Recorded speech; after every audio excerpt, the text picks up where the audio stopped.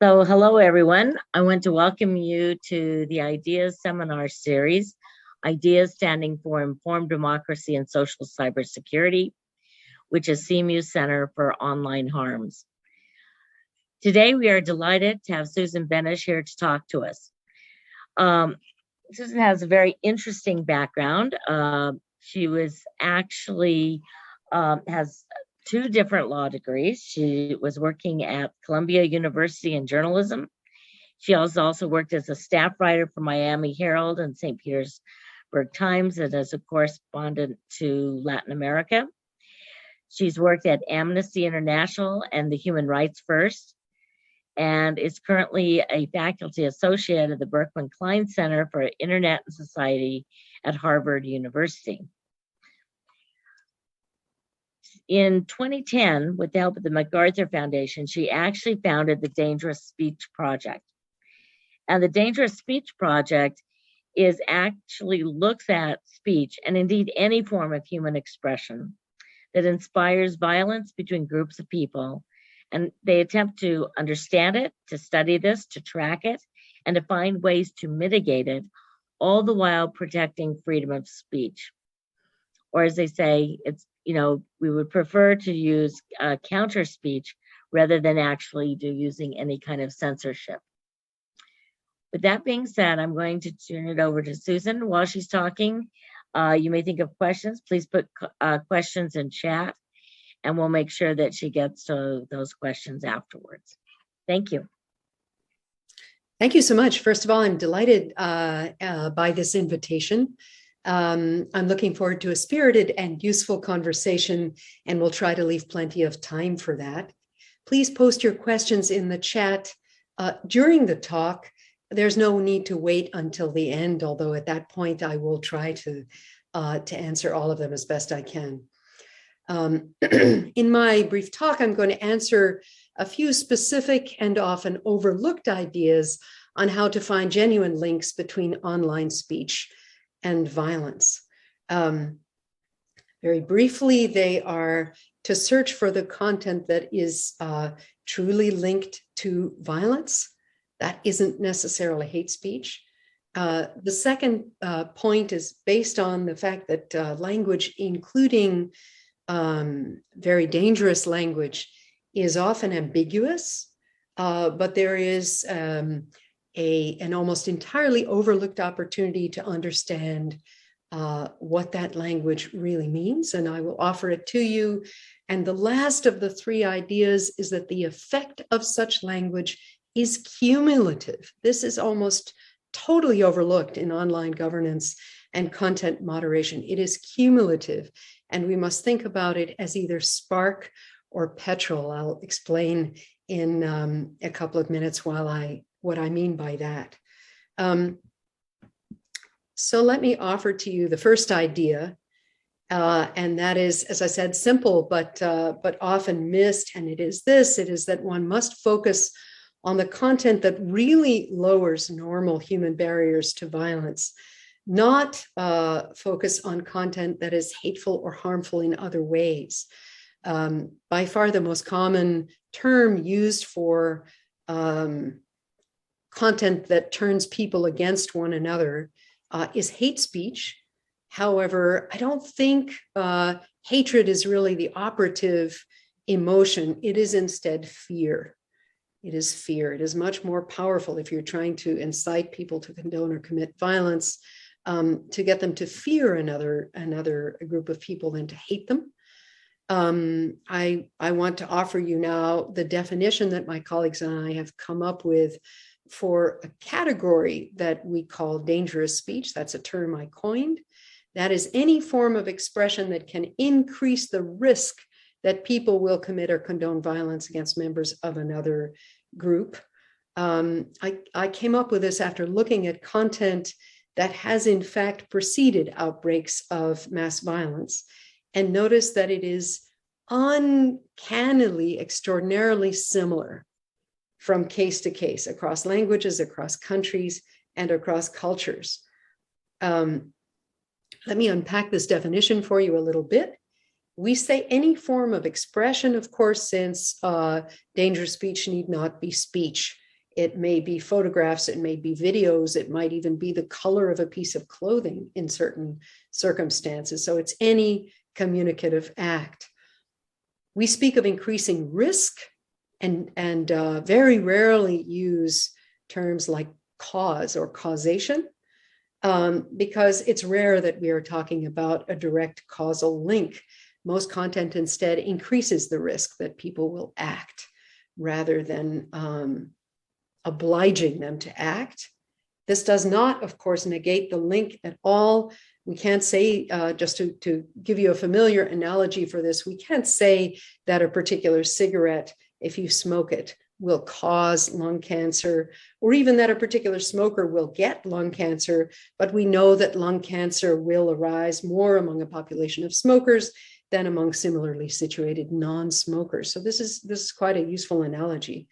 And then finally, you notice that we refer to groups on both sides, the in-group and the out-group, rather than individuals. That's because our main focus at the Dangerous Speech Project, which is a small but mighty research team that I run, our main focus is on preventing mass violence, intergroup violence. But these ideas are also useful with respect to violence committed by individuals, such as the so-called lone wolf killings, in which we tragically specialize in the United States. And that's because since individuals are almost invariably members of some kind of group, especially online, and in each group there are individuals who are more likely to commit violence while others condone it. So there you see that we can almost invariably think of an individual as also the leading edge of a group of people, or the one who will commit violence while the others, quite importantly for that person, condone it. Now, just a few words on hate speech versus dangerous speech, since I'm sure hate speech is to you a much more familiar term. Only some hate speech really increases the risk of violence. Not all of it does, fortunately, because of the circumstances in which it is made and especially in which it is disseminated. For example, I could attempt very fervently, with great intention, to incite all of you to violence now. And I'm going to make the confident assumption that I wouldn't succeed, even if I used highly inflammatory and vicious hate speech. That's because of who you are and the relationship between us. I'll say a little bit more about that in a moment. In other words, there's an awful lot of hate speech that fortunately is not what we call dangerous speech.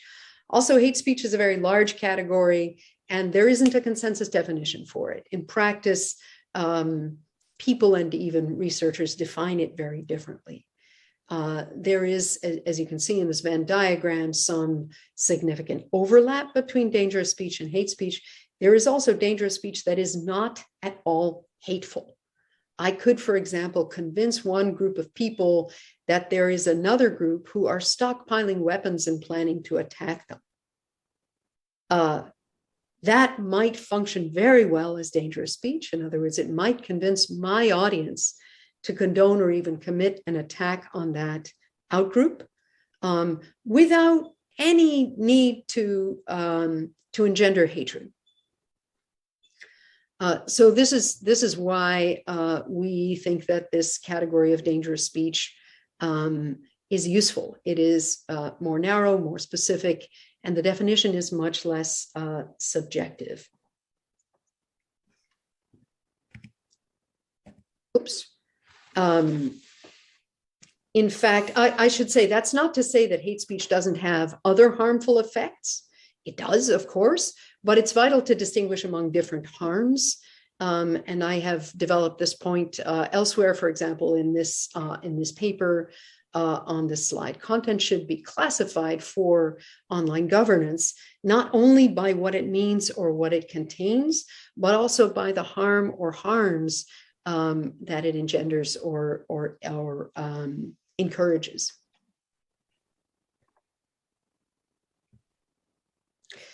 Now, a little bit about how to identify dangerous speech in practice. The impact of content, any content, on people depends on the circumstances in which it is disseminated. Of course, we have captured the components of those circumstances in this analytical framework in 5 parts that are depicted here. As you might imagine, we have developed this analytical framework quite a lot. We have on our website a quite detailed guide to using the framework and to understanding dangerous speech. I'll be happy to explain that in response to questions, but for brevity, I'll avoid that for now and move on to another idea that is closely related to this for establishing links between online content and violence. I also want to note that applying this analytical framework at scale to online content, as for example, moderators have to do, is quite difficult since it's fairly complicated. So I'm about to offer to you an idea that is much more practical for analysis at scale.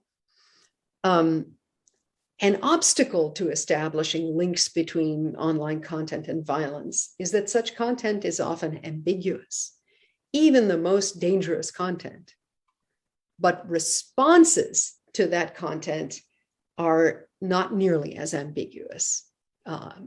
We have observed in many different contexts. That is a vital signal that has so far gone mostly ignored.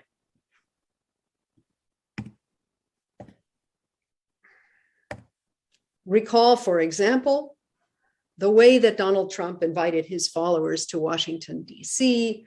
on January 6th last year. He repeated, and they repeated thousands of times, 5 words. Be there, will be wild. Be there, will be wild.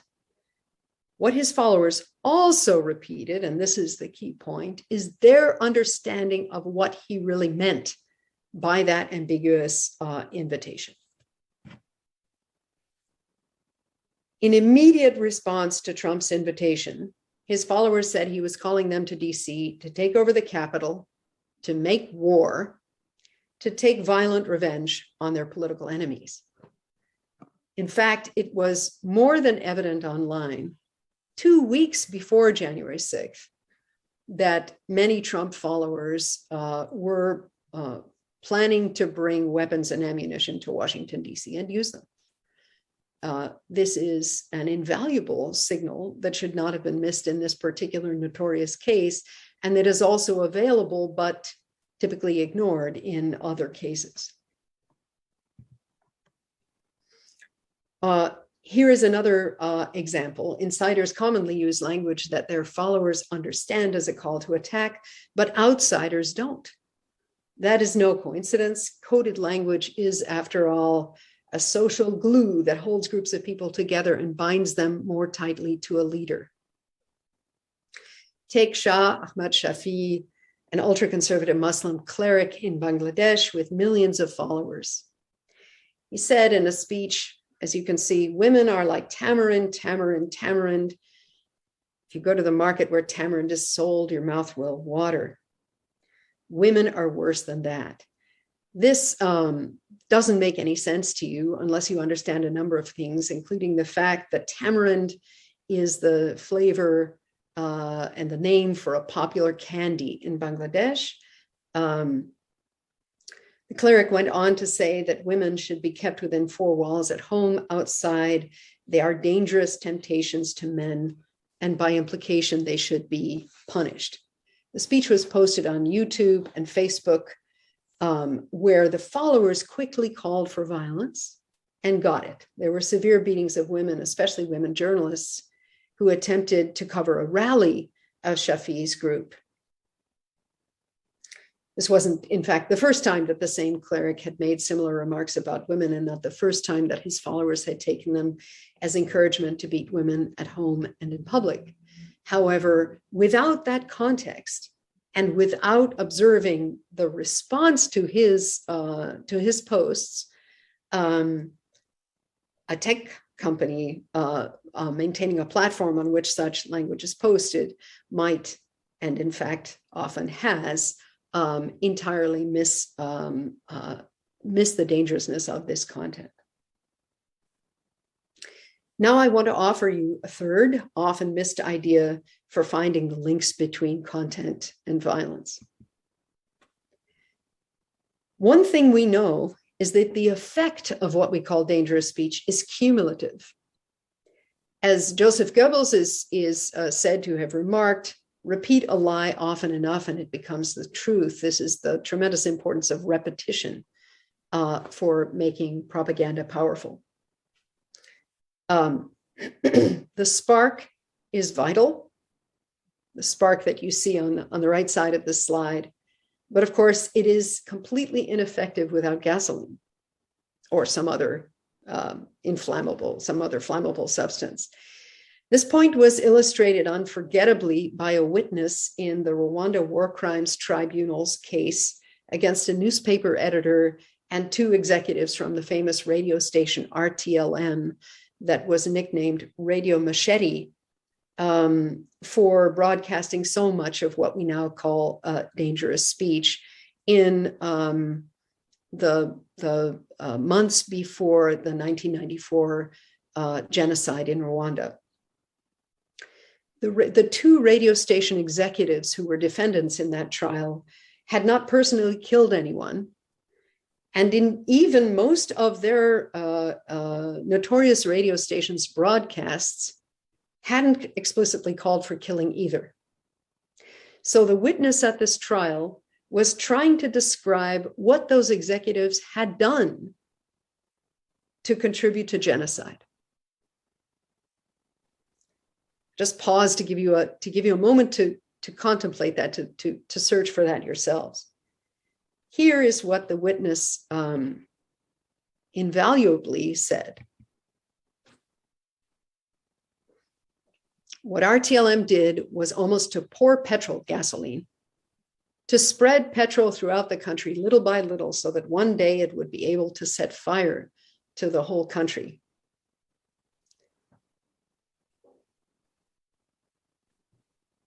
The witness also said, I monitored the RTLM virtually from the day of its creation to the end of the genocide. And as a witness of facts, I observed that the operation of the genocide was not the work done within a day. But what the witness meant was that the creation of conditions for genocide was not the work done within a day. On the contrary, it took many months to prepare the population to see it as acceptable or even necessary. So content can be the petrol, or it can be the spark. This leads us to three crucial points that I'd like to offer you. First, both petrol and spark are necessary for violence. Second, the effect of the petrol on people, as I said, is cumulative. You can't understand what effect content is going to have on people unless you know to what extent previous similar content has already primed the audience. And finally, if you wait to try to prevent violence until the ground is already soaked, you won't succeed, since at that point you can't prevent all the sparks. I say this as someone fervently committed to protecting freedom of expression, as Kathleen mentioned in the introduction. Now I will show you a couple of examples of sparks and one of petrol, and then invite your questions. This is content that functioned as a spark. It is as the slide explains, a staged photograph of the Holy Quran, the book sacred to Muslims, sitting on the knee of a Hindu deity. And it sparked immediate attacks on Hindu temples and on families in Bangladesh. Within hours of the rumor that this book had been left on the statue of the Hindu deity. Hundreds of people went on a rampage targeting Hindu religious pavilions. Violence spread widely. Hundreds of houses and businesses were burned, and seven people were killed and many more injured. So this is an undoubted spark, of course, very effective because of petrol that had been spread over a long time. And this is an example of petrol. This is a Burmese monk in Myanmar who gave many sermons to his Buddhist Burmese followers, describing Muslims as posing an existential threat to them. He uses many ingenious rhetorical techniques to persuade the audience to see Muslims as a threat. Both Muslims among whom they live, in other words, Muslims who are a small minority in Myanmar, and also Muslims who live outside the country, who inhabit Muslim majority countries. As you see on the slide, the idea here is that speech has shifted norms gradually to make violence seem acceptable and even necessary. Once again, I remind you that you can't have violence unless you have both petrol and spark. One must detect them both. And I suggest respond differently to them in order to diminish the risk of violence offline. I'd like to draw your attention also to a very useful literature review that is up on our website, dangerousspeech.org. That's by my colleague, Kathy Berger, our Director of Research.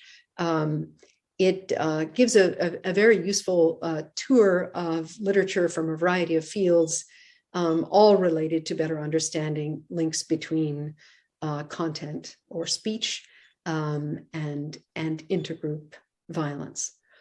So I rather than attempting to tell you what's in the literature review, I want to warmly encourage you to read it. Thank you so much, and I look forward to your questions. Thank you for the terrific insight and presentation. Some people are sending their questions directly to me, and some are in chat, so we're getting them in both places. So we want to start here with a question that says that in New Zealand, the Crimes Act, parties to the commission of offenses has been changed to include incites, counsels, or procures any person to commit the offense. And the question is that a good approach? I'm sorry, it's incites, and what are the other two? Counsels or procures. Well, first of all, although I am a lawyer, I am generally speaking somewhat skeptical of using law, especially criminal law, to control dangerous speech or speech that may engender violence. Our experience in many countries that have such laws is that it isn't very successful. To take one example, there is a Dutch politician known as Geert Wilders who has incited his followers and others many times against Muslims. He has been repeatedly prosecuted for hate speech, but it hasn't stopped him from spreading his message. On the contrary, his party gained some new seats as they contested an election in the course of his last successful prosecution for hate speech. It can, in many cases, only publicize such inflammatory content to try to prosecute someone for it. And then a second concern that I have, although I think this is much less likely to be relevant in New Zealand than in some other countries. Laws against hate speech or language inciting to violence have often been used against the very minority groups that they ought to be protecting. In other words, governments often use them as tools, as excuses to go after their opponents, their political opponents, and or marginalized groups. In the case of this law in New Zealand, I would want to understand how it, in more detail, how those three verbs are being defined, and would want to follow how the law is used before I can say whether I think New Zealand has made good use of this method, in contrast to many other countries. So we have a series of questions about how to be proactive here. And that is, right now, the question is it possible to create filters or routines or programs or something to figure out that the speech is dangerous before the violence occurs? Or is the only way you know it's dangerous because violence occurs? What a wonderful question. Thank you. And I see this idea of soaking up the petrol or extinguish the spark. And I hope you won't mind if I borrow those wonderful images in future talks. Yes, I absolutely do think it's possible to soak up the petrol. And with my colleagues, I have been doing a lot of work on that. First of all, we talk of, to use a different analogy, we talk of inoculating an audience against dangerous speech. Dangerous speech is, after all, as much as anything else, a political tool. It is used by malevolent leaders to build their power. I spoke of coded language as a glue that glues a group together and that also binds it to a leader. Dangerous speech functions the same way. It is often much easier and equally effective in political terms to tell your followers that their problems are caused by those other fill in the blank, the other group, than it is to actually solve those problems yourself as their leader. For example, you say, if you don't have electricity, or you don't have good roads, you don't have medical care or schools, it's because of the, now fill in the blank, the other group. So if you can teach a population to ask themselves why a leader is telling them such things, giving them such messages, often they can understand that the messages are self-interested on the part of the leader and not useful for them. We have seen examples of this working, often because of political developments as well. For example, in Kenya in 2013, well, to give just a very quick background, in 2007 and 8, there was a national presidential election in Kenya that fell apart after months of dangerous speech. And then there was a terrible outbreak of intergroup violence that left more than 1,000 people dead and 500,000 displaced. In those months of dangerous speech leading up to that election, the two main contenders for the presidency turned their ethnic groups against one another.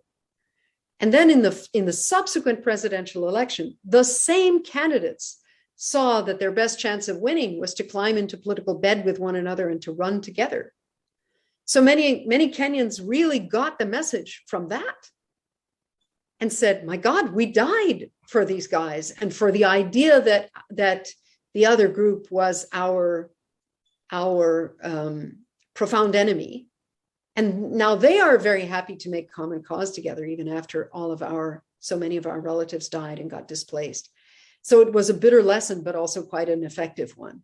It is possible to teach such lessons even without that terrible cost. So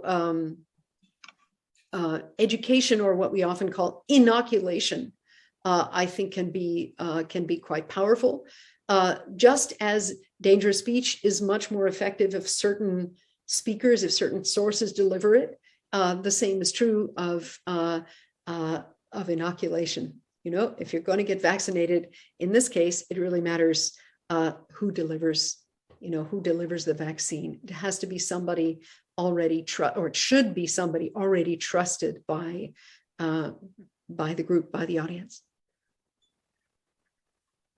So how do we train someone to know what dangerous speech looks like? Like, what are the characteristics of dangerous speech that help us to identify it, the markers in the text, etc.? We do train people like that quite a bit. And in case you're interested in learning a bit yourself or passing it on to other people, there's a good FAQ on our website that will get you started. And then, as I mentioned before, a full guide. I mentioned that there are, just so now to start you off quickly, I mentioned that I noticed uncanny similarities in dangerous speech across languages and cultures and even historical periods. It is the similarities are so strong that it is as if there were some horrible school somewhere that these malevolent leaders go to, and recite the lessons in unison. I'm afraid my nightmares are made of that. Now, what are the patterns? We have identified what we call hallmarks or similarities, characteristics of dangerous speech. There are lots of them. Again, you can find them on our website, but I'm just going to tell you a couple of them quickly.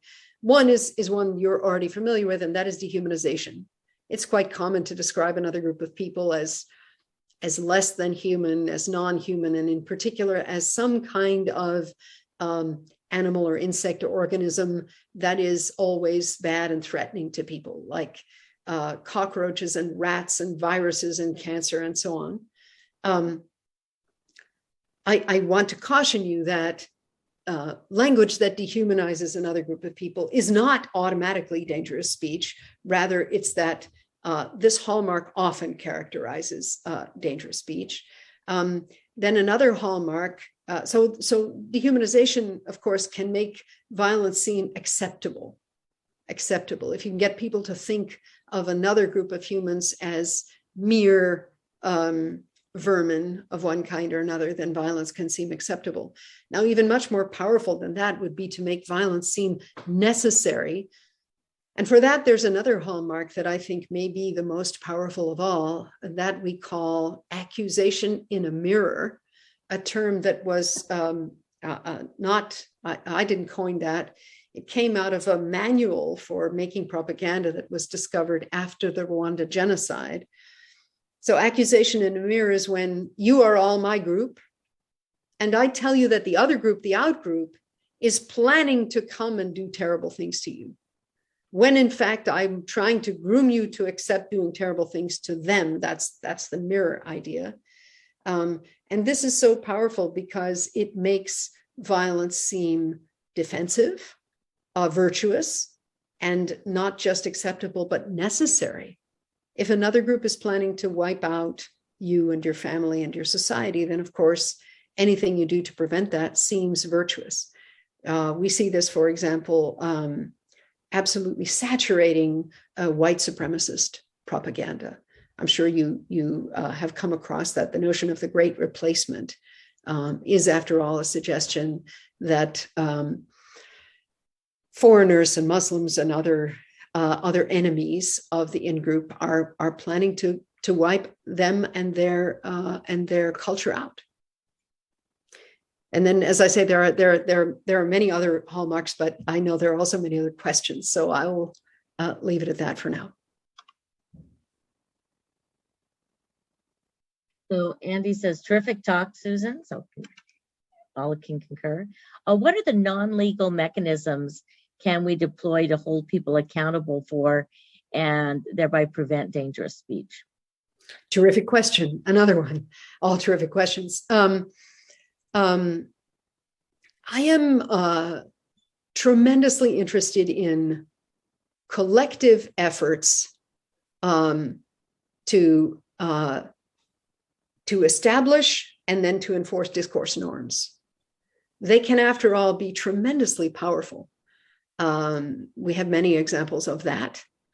For example, in the United States, our law, our criminal law and our constitutional law protect speech more vigorously than any other body of law in the world. However, we do hold people socially accountable for uses of language that has become prohibited. You might say, and I would agree with you, that such accountability is nowhere near robust enough. In other cases, I think it's too robust, but that could be a discussion for an entire separate talk. There is absolutely no question, though, that such mechanisms can be very, very powerful. So there have been some experiments in getting groups of people to identify which language they consider to be dangerous.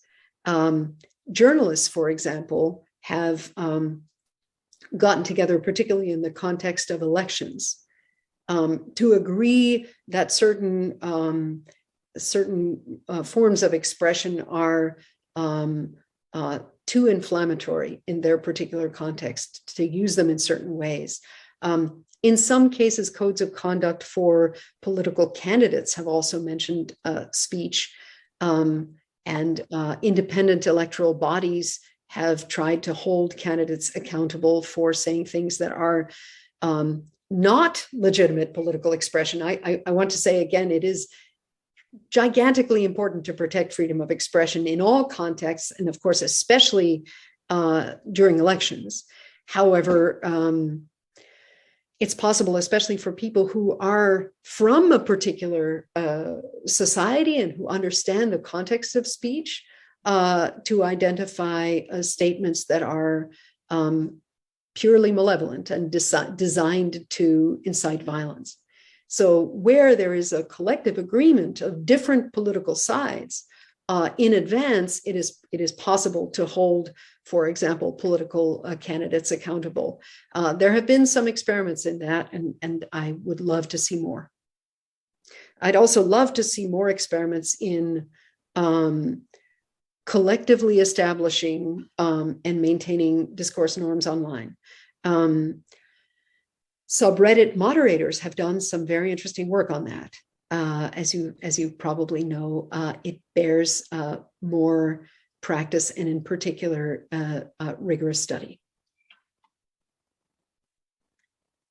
There's a follow-up question to that is, can you give an example of a norm that might be effective that could scale?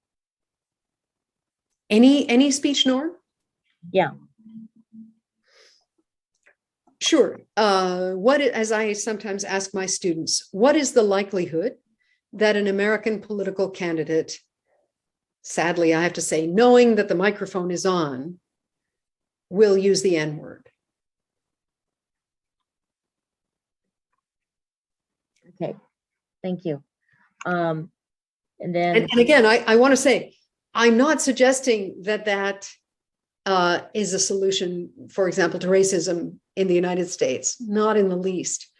But it is a demonstration of a powerful informal speech norm that is almost universally enforced, although the law is completely contrary to it. All of those political candidates have a constitutionally protected right to use that word. It's not only not a crime, it is their constitutionally protected right to say it. And yet they will not, since they know that there is a great cost to doing so. So it's, again, it's just an illustration that such things can work. okay. And then I was just reminded that I neglected to ask one person's question, which is, why do you say that we specialize in lone wolf killings in the US? And why is that? Is it the presence of guns in the United States, or is it bad records on killings in other countries? the United States has on average one such killing every day. And as you know, has had numerous killings of many people. Every month, every year, it is much more common in the United States than in other, especially in other post-industrial global north countries, where I think the difference can't possibly be explained by a difference in accurate reporting.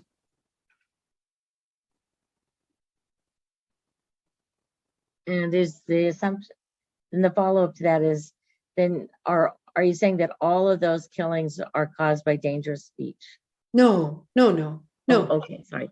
However, some of them undoubtedly are. I traveled to Pittsburgh to give a talk in the wake of the massacre at the Tree of Life synagogue. And from what I know, there is very little doubt that the man who carried out that massacre was indeed extensively inspired by dangerous speech. In fact, I prepared slides on that for this talk, since it's a Pittsburgh audience or Pittsburgh-based audience, but in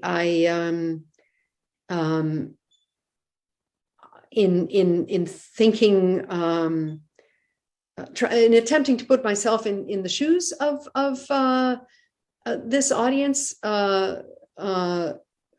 which undoubtedly includes people who are in Pittsburgh or associated with Pittsburgh but don't have Pittsburgh roots, but I'm assuming that some of you do.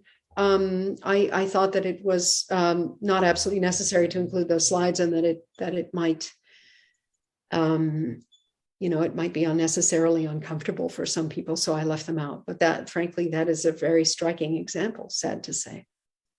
Unfortunately. Yeah.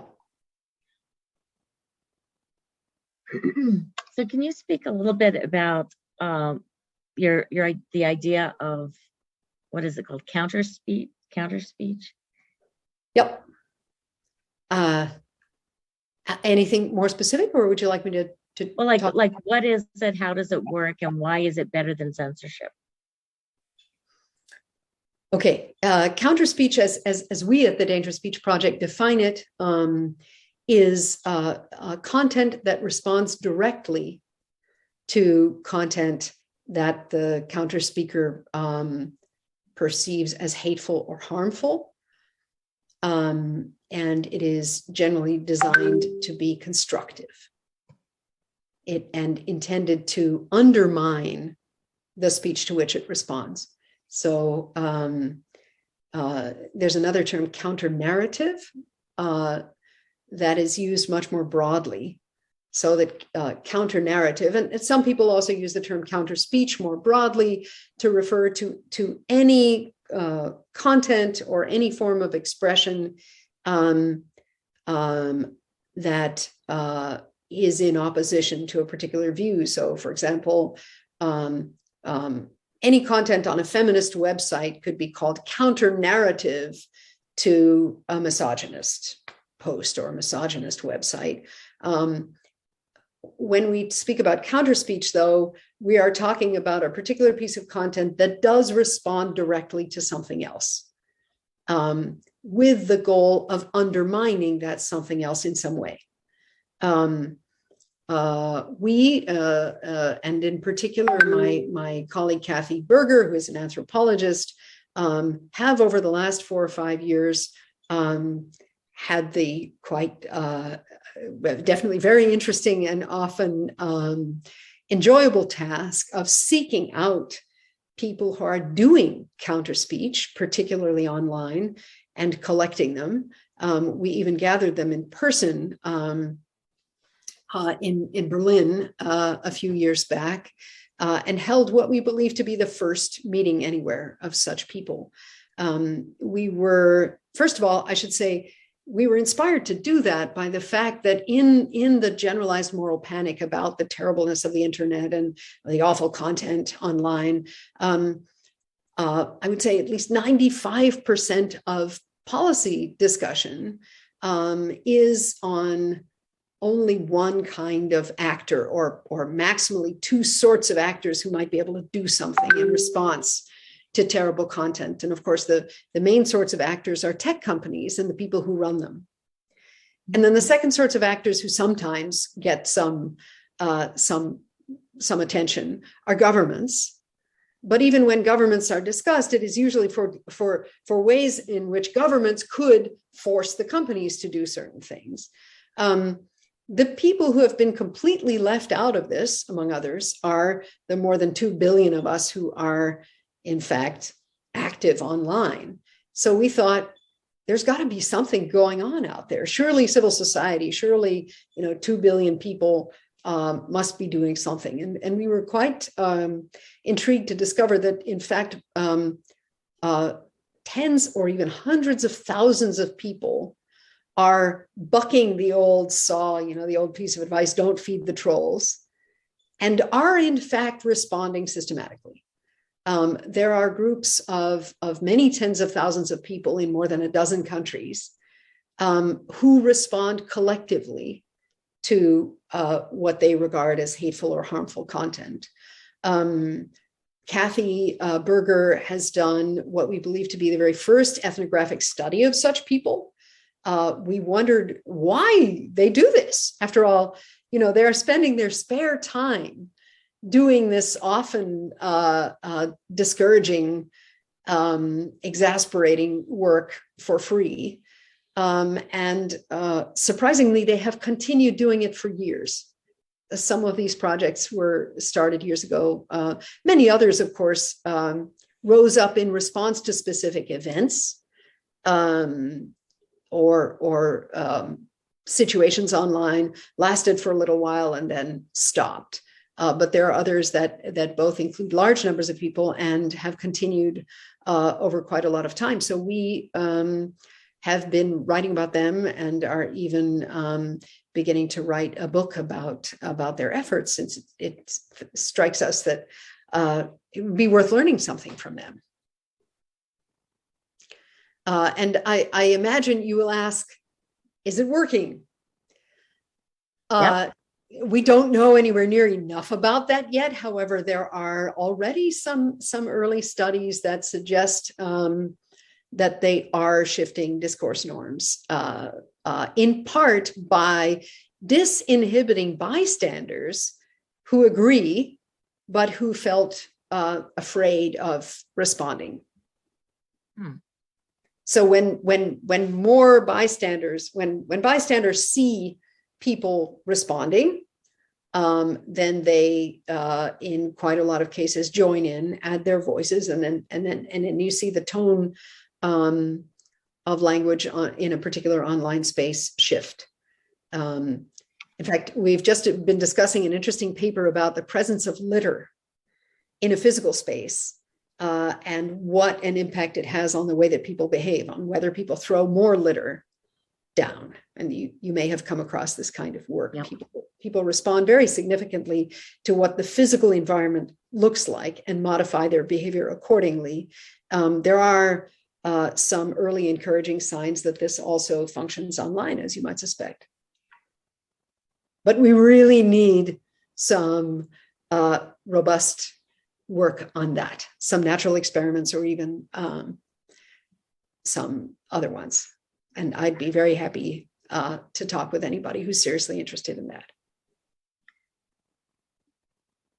Has anyone in your center worked on developing machine learning algorithms for the detection of dangerous speech? Not quite yet. Again, if you're interested, if you're seriously interested, please get in touch. You've got my email address. I think there's several people who are seriously interested in that. Good. Okay. And then The other question had to do with, just going back to what you were just talking about, the counter speech.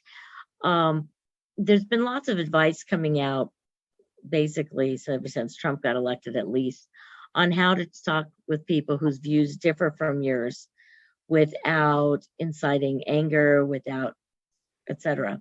Yep. And one of these is this book called Talking to Crazies. At the same time, there's been all these movements out, such as, like, I know there's one in Women in Computer Science to help women's voices be heard more, like in terms of the norms of who can be at the table.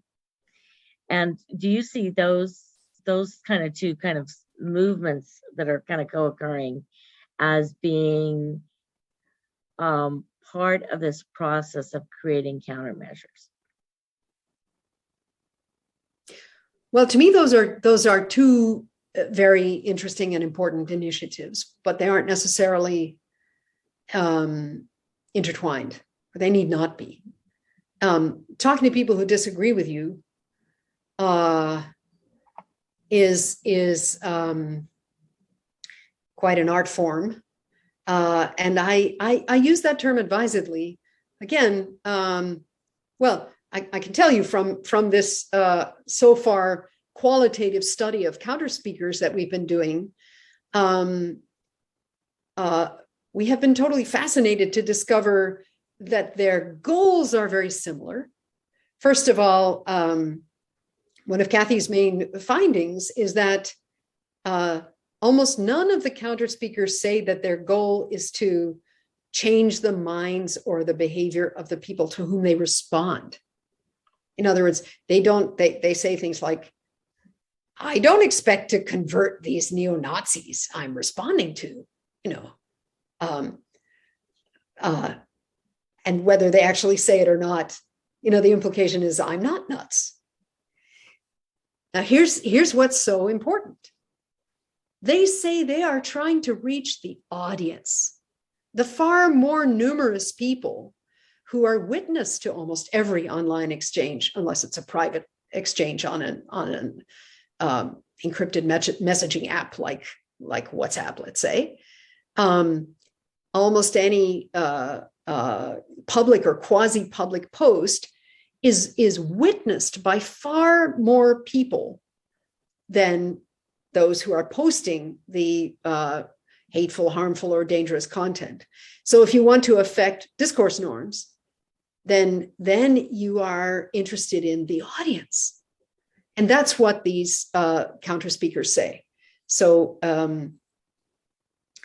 in my view, first of all, it is worth paying a lot of attention to that, talking to the movable middle, talking to the teenagers out there who are wondering what's acceptable and what isn't.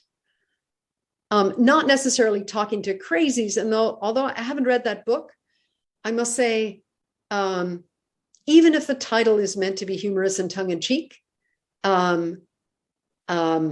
there's quite a bit of research indicating that one of the first conditions you need for getting someone to consider that your different position may be valid is not to denigrate that person. That's very difficult. And it is quite interesting that the founder of the largest largest consortium of counter-speaking groups that we know of established a very strict set of rules right from the beginning and has enforced them very vigorously. Those rules require that the counter speakers remain civil and not attack the people to whom they're responding, that they focus only on the ideas or opinions being expressed. And again, we need robust studies of the effects of different types of counter speech in different circumstances. However, for now, we are borrowing significant findings from related work. And again, I feel quite confident that denigrating the person to whom the person you're trying to reach is unlikely to work or is a handicap. to such efforts. And then the second thing is that second of many things, but the second one I want to mention is that there's plenty of support for the notion that people are more likely to be convinced by someone they already trust. They already know, they already trust, they already recognize, who is already influential over them, not someone who is coming across some kind of divide, social, political, socioeconomic, etc.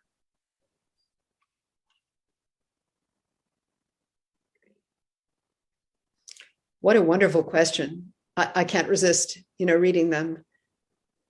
So if I may, Corey, are there characteristics of dangerous speech that help us to identify an organized information operation versus organic speech? I have not worked on that, though, if I may, somebody should. So I'm just going to make some guesses. No, I'm going to think about it first, and maybe I'll make guesses. Send me an email if you'd like to discuss that one. It really is a wonderful question. What I was going to say is that there are some, as you know, there are very extensive efforts to use bots in information operations, and those, as you probably know, can be detected usually by various means, but that's not what you asked. So I'll stop trying to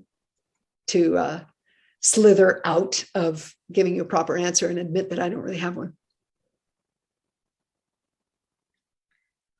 Okay. Well, I think we're about to hit our bewitching hour, but I want to thank you so much for joining us and for taking the time to get us thinking about the work that we're doing here in different ways. I know a group of us work on information operations, so that may be a fun offline conversation to have. Absolutely. I'm sorry, I'm just quickly reading all the questions to make sure I don't miss any, since they have been just terrific. I expected you'd be a wonderful audience, and that's all that hypothesis is very well confirmed. So keep in touch, and thanks so much again.